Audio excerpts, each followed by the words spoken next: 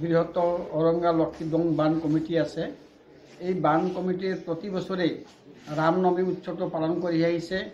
বিশেষকৈ আমাৰ এই দঙৰ কাৰণে শ্ৰমদান কৰি বৰ্তমান স্বৰ্গগামী হোৱা ব্যক্তিসকলক শ্ৰদ্ধাৰে সোঁৱৰিবলৈ এইকাৰণে ৰামনৱমীৰ লগত সংগতি ৰাখি দং কমিটিৰ প্ৰতি বছৰে ইয়াত এনেকুৱা অনুষ্ঠান পাতি আহিছে।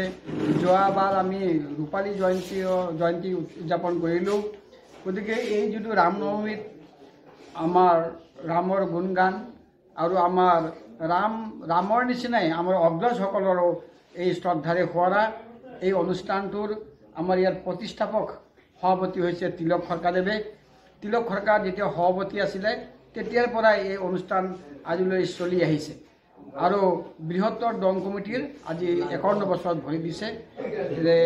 সেয়ে আমি প্ৰতি বছৰে ইয়াত বিভিন্ন জাতি জনগোষ্ঠী লগ হৈ আমাৰ